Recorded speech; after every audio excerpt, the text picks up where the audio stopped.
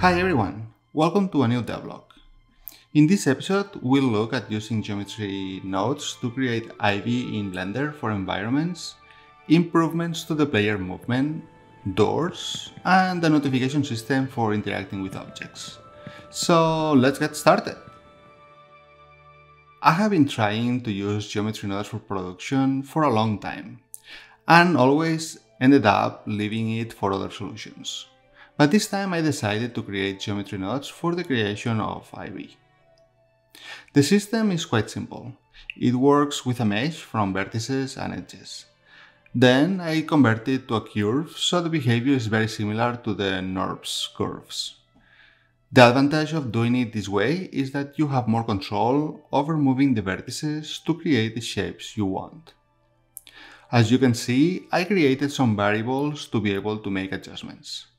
You can adjust the density of the branches, the density of the leaves, and their size.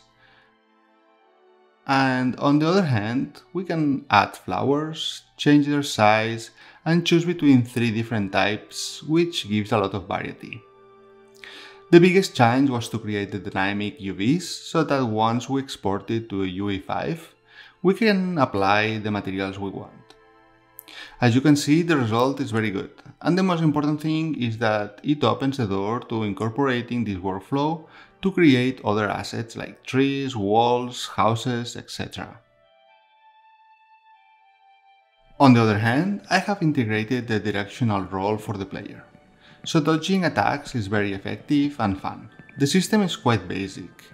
When we press the input, I look at the direction we pressed, and depending on that direction, we play an anime montage or another.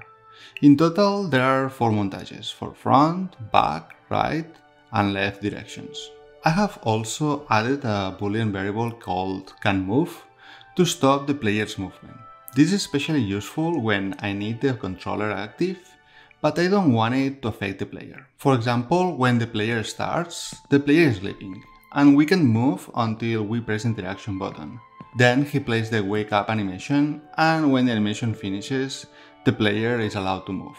This is especially useful since there are many situations where we want to be able to use the controller without affecting the player. Finally, I have added doors to the game. They still need some refinement, but the main functionality works, both for single and double doors. The truth is that until I developed my system, I didn't understand why doors were something that developers find so complicated. For me, the biggest challenge was to avoid interaction with the door when it was open and the player was in the middle. The solution was to create a few triggers. One to open and close the door, and another to detect when the player is in the middle and we want to disable the interaction. When we open and close the door automatically, this problem disappears. Many of the tutorials I have seen on YouTube make it automatic. The difficulty lies in giving the player the ability to open and close the door when he wants.